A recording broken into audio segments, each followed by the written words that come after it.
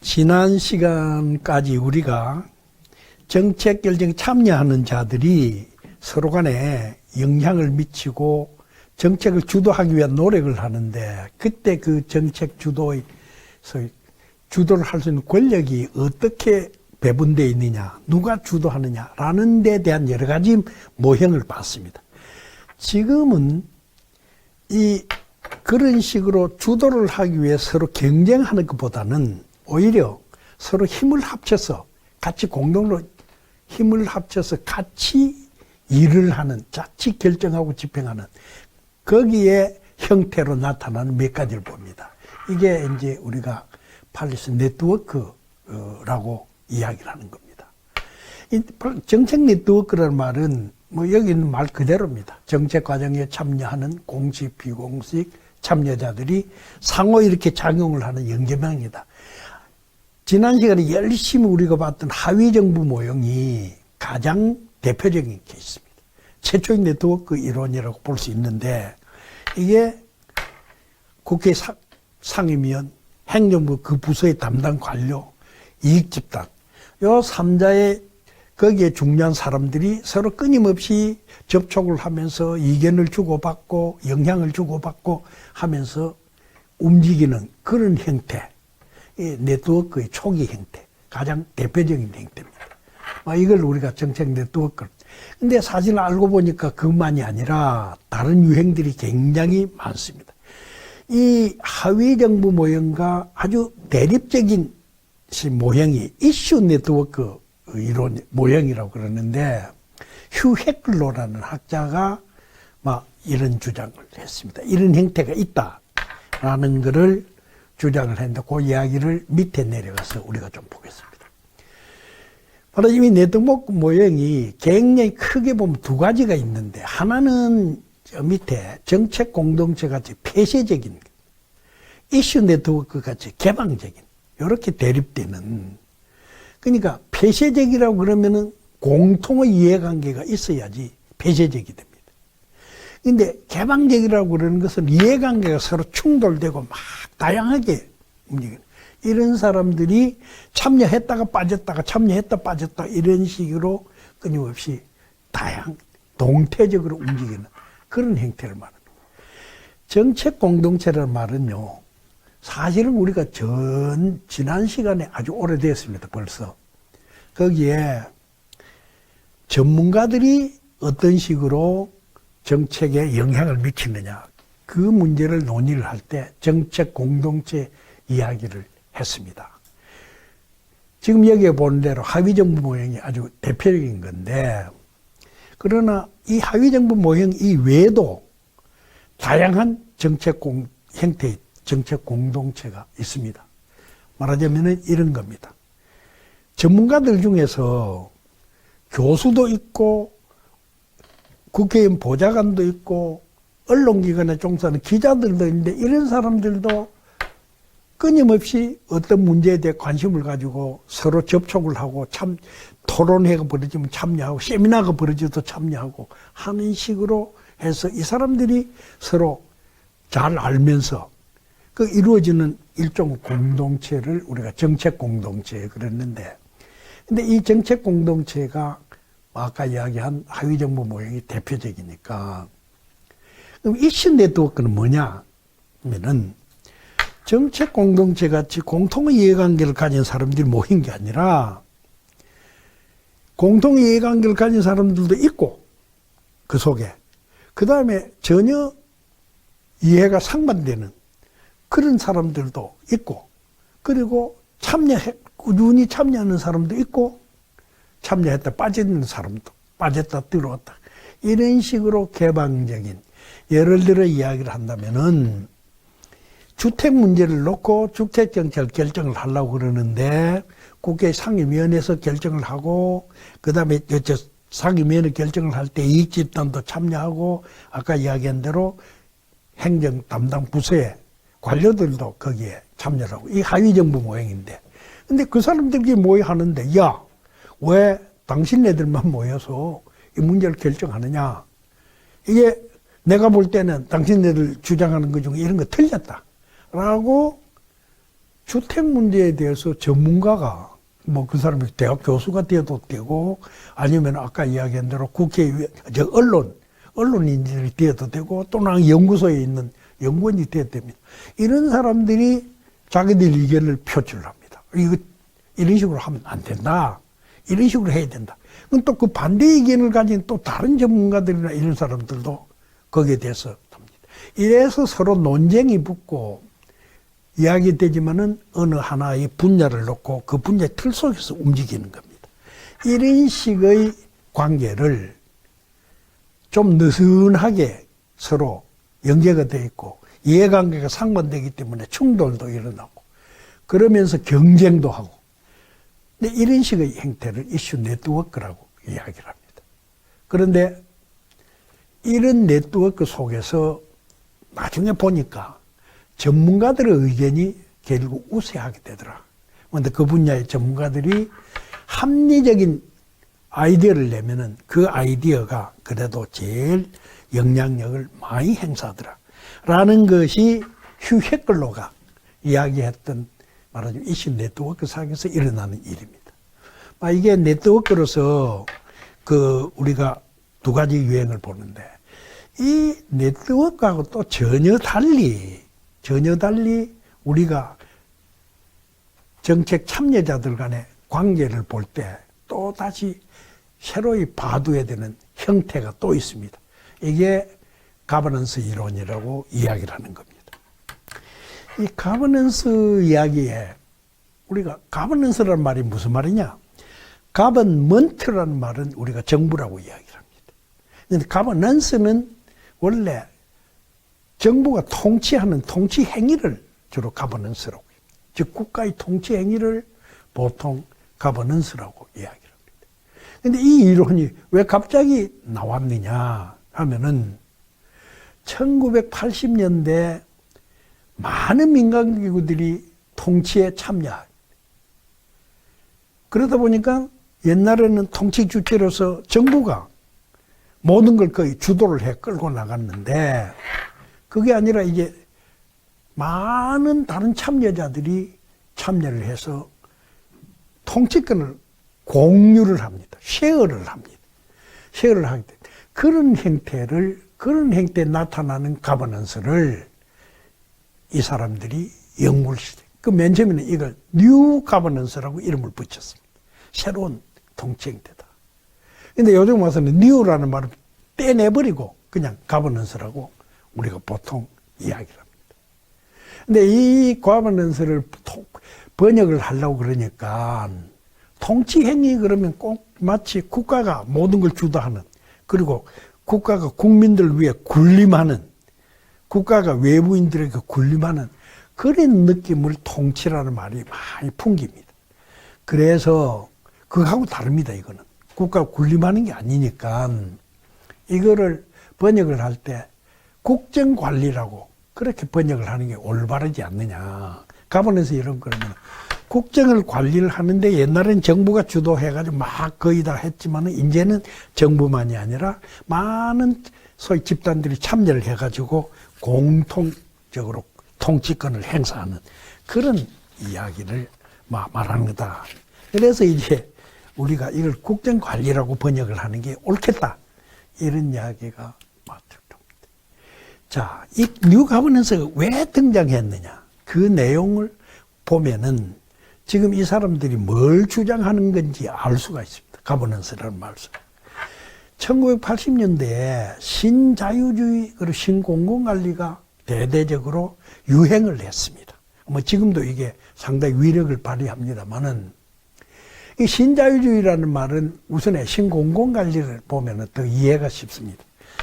옛날에는 일을 할 때 정부에서 주로 중심이 되는데 민간 부문에 대폭 이용하는 겁니다.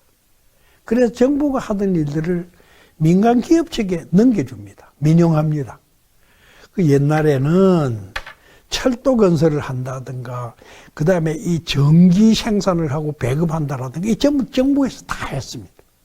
중요한 생활에 필수한 공공재를 정부에서 전부 다 생산해가 제공을 하고 다 그런 식으로 했습니다. 그러다 보니까 어떤 현상이 벌어지냐. 아주 효율성이 떨어져가지고 옛날에 전기도 그렇고 철도도 그렇고 뭐 이런 것들이 전부 다 적자가 너무나 많았습니다. 근데 그 세금을 가지고 몇 거 넣고 하니까 도저히 안 되겠다. 왜 그러냐 보니까 정부에서 운영을 하니까 이게 능률성에 대한 말하자면은 능률성을 향상시키자라는 이런 식의 의욕이 정부 사람들이 없다. 정부 사람들은 능률적으로 운영을 해가지고 뭡니까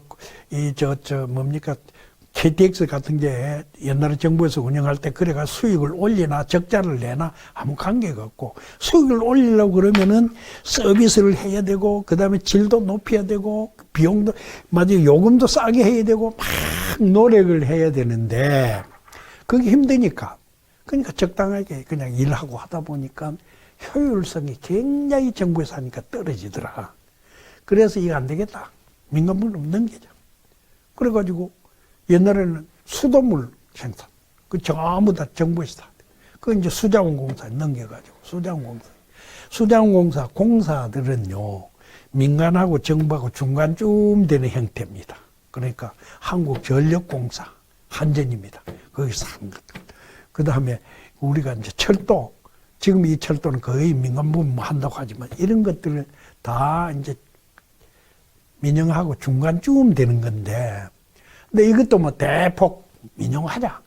그 유럽이나 이런 데서 이런다. 그리고 민영화가 안 되면 민간 위탁이라는 게 있습니다. 그게 무슨, 뭐 대표적인 예가 이런 겁니다. 쓰레기 청소. 옛날에 시청소과 그런 게 있었습니다. 시청소과에서 그걸 다 했습니다. 청소. 그 쓰레기 청소하는 사람들이 전부 다 공무원들입니다. 나와가 일하는 사람. 근데 이거 아니다. 용역업체한테 맡기자. 그리고 용역업체 민간 기업입니다. 민간 기업은 그 민간 쪽에 넣기자.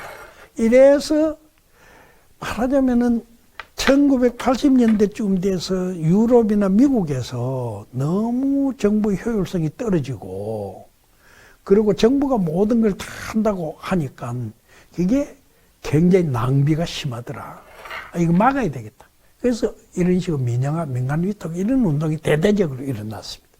일어나면서 근데 이게 뭐냐 하면은 정부가 하는 일을 줄이고 정부 하는 일을 민간 부분에 자꾸 넘기고 그러면서 정부는 꼭 필요한 경우만 민간 부분에 간섭을 하고 개입하고 그게 옛날에 자유주의 정부, 옛날에 자유주의 국가 그러면은 그때는 정부가 최소국가 그래가지고 했습니다.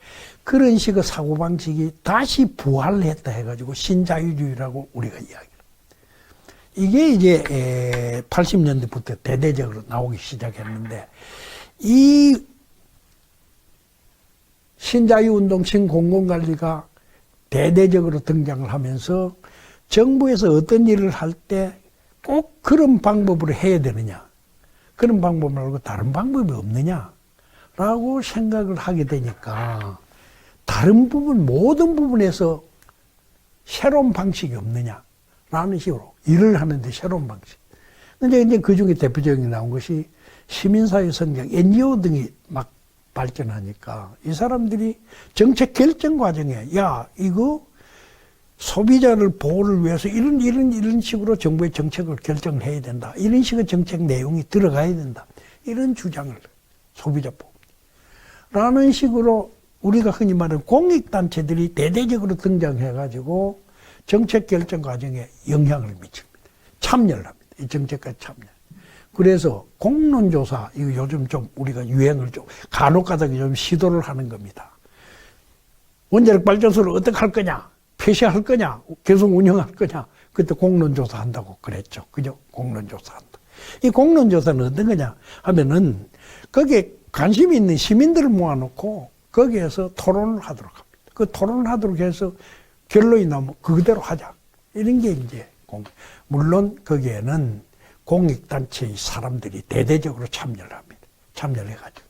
수기제도, 이거는 정책 결정을 할 때 옛날에는 관료들이 중심이 되어서 일단 안을 만들고 인이 나갑니다. 야, 그건 너무 그렇게 하면 안 되겠다. 많은 사람들이 아이디어를 짜내고 뭔가 생각을 깊이 해가지고 그래가지고 이걸 반영을 시키자. 이런 것들입니다.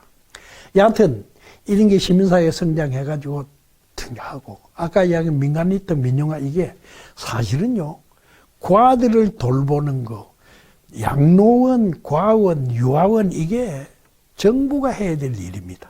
원래는 과원을 왜 어린애들 그 부모 없는 어린애들 케어해 주는 거 정부에서 해야 되는 거예요. 그다음에 갈 곳 없는 노인네들 그냥 그 정부에서 해줘야 되는 거예요.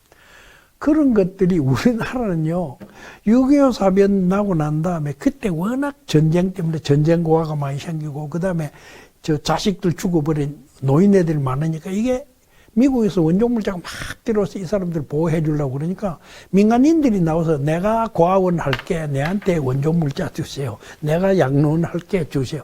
이래가지고 이 사람들이 양로원 고아원을 만들었습니다. 그리고 원종물자 그쪽으로 막 흘러갔습니다. 흘러가니까 이게 이제 다른 사람들 보니까 그거 하다가 살금살금 빼먹기도 하고 하니까 그러니까 이 고아원 양로원이 이제 민간인들이 하는 양로원이 많이 생겼습니다. 고아원도 많이 생기고 우리나라는 그래서 고아원이 민간은 하는 게 당연한 걸로 그렇게 착각을 하는데 알고 보면 그게 아니라 이게 공공적인 업무입니다. 공공적인 업무라고 하는데 이게 이제 민간 위탁이나 민영화를 통해서 외국에서는 민간 부분에 막 이렇게 넘겨주는 겁니다. 이게 이제 두 번째, 이건 좀 다른 이야기죠. 앞에 이야기. 그 다음에 세 번째는 이런 겁니다. 글로벌화가 되니까 시민단체들이 활동을 하는데 다른 나라 시민단체들하고 연계를 해가지고 서로 이렇게 활동을 많이 합니다. 이거 지난번에 이 이야기 했습니다. 지중해 주변에 있는 나라들의 환경 전문가들이 보니까 지중해가 오염이 되고 죽어가는데 이게 각 정부가 같이 힘을 합쳐야지 이게 살릴 수가 있다. 야, 이거 안 되겠다. 모여라. 그러니까 모여서 이 사람들이 아이디어도 내고 막 해가지고 각 정부에다가 강력하게 요구를 해가지고 지중해 살리기 운동을 했습니다. 인지공동체가 유명한 이야기입니다. 근데 이런 것들 같이 시민단체들이 기후변화에 대응하는 문제, 우리 건 온난화 문제입니다. 그죠? 온난화 문제, 이래가 환경 문제 이런 것들 여기에 대해서 대대적으로 참여합니다. 그러다 보니까 이 사람들이 이런 이슈를 놓고 결정을 할 때 당연히 참여해가지고 거기에 영향을 미치는 이런 현상들이 당연히 나타나게 됩니다. 이게 이제 우리가 흔히 말하는 뉴 가버넌스. 옛날에 공공적인 업무는 정부에서 다 했는데 이제는 공공적인 업무를 정부에서만이 아니라 민간도 하고 뭣도 하고 다 해나가는 이게 이제 막 우리가 지금 현재 뉴 가버넌스 그런 이 뉴 가버넌스가 다른 한 부분하고 어떤 차이가 있느냐라는 걸 알기 위해서 이 뉴 가버넌스가 가장 대표적으로 나타나는 것이 대도시 교통 문제 해결입니다.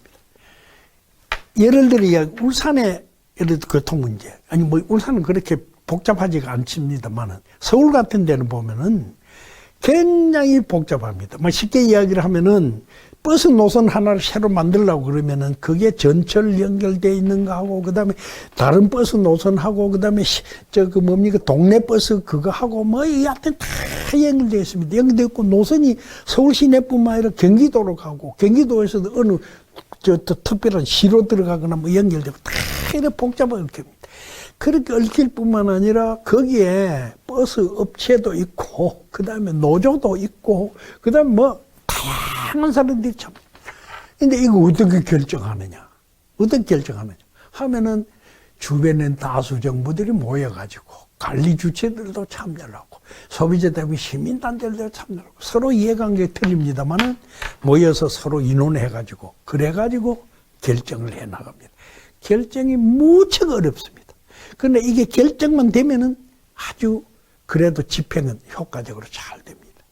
근데 울산에서는 그런 게 없습니다만 서울시에서는 옛날에 이명박 시장이 시장하면서 버스 노선하고 그걸 서울시의 교통체계를 완전히 새로 잡았습니다. 근데 굉장히 그 이명박 시장의 큰 업적으로 청계천 복원한 거하고 말하자면 교통체계 바로잡은 그 큰 업적이라고 그러는데 근데 하여튼 그런 식으로 만들어내 가지고 이래가 성공적으로 끌고 나가고 있습니다. 이게 아주 대표적인 뉴 가버넌스입니다. 뉴 가버넌스. 말하자면 시에서 마음대로 이래라 그런다고 되는 거 절대 아닙니다. 그죠? 이래라 저래라 그래가지고 누가 말 아무도 안 듣습니다. 근데 이렇게 모여진 이 사람들이 그 다음에도 다시 무슨 일이 있으면 모여가지고 인원합니다. 교통문제 있으면. 근데 이 사람들 간에 말하자면 신뢰를 요 이야기를 말해요. 이게 옛날 통치하고 어떻게 차이가 있느냐 보면 이런 겁니다.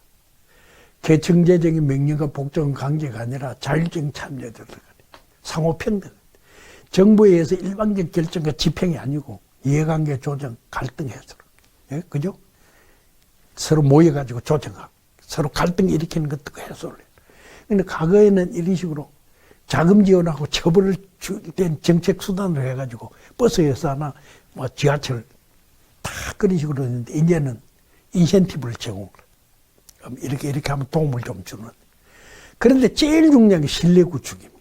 이 사람들 간에 자, 이렇게 하는 것이 당신네들에게도 좋고, 장기적으로 봐서 이게 다 우리한테 다 좋은 거다. 그러니 우리 다 같이 하자. 서로 상대편에게 아주 피해를 주는 일은 하지 말자. 안 하도록 하자. 그리고 안 한다라는 믿음이 생깁니다. 그래서 상호 간에 신뢰가 구축이 되도록 정부에서는 노력을 해야 됩니다. 정부에서 가장 중요한 게 인센티브를 제공해가지고, 막 옛날같이 막 쉽게 하면 꼬이는 겁니다. 꼬여서 뭐 이렇게 하는 게 아니라 인센티브도 주지만은 신뢰를 구축을 해서 상호 협조하도록 끌고 나가도록. 이게 뉴 가버넌스에서 가장 중요한 요소다. 막 대강 이런 것이 지금 여기까지가 우리가 정책에 참여하는 공식 참여자, 비공식 참여자들의 소위 관계. 그 중에서 이런 식으로 이제는 국가를 중요한 공공 문제를 정부 혼자서만 하는 게 아니라 다양한 사람들이 모여서 서로 비슷한 권력을 쉐어하면서 하는 이런 식으로 변하고 있다라는 걸 우리가 이해를 해주면 됩니다. 자, 그래서 5장은 이거로 끝을 내겠습니다.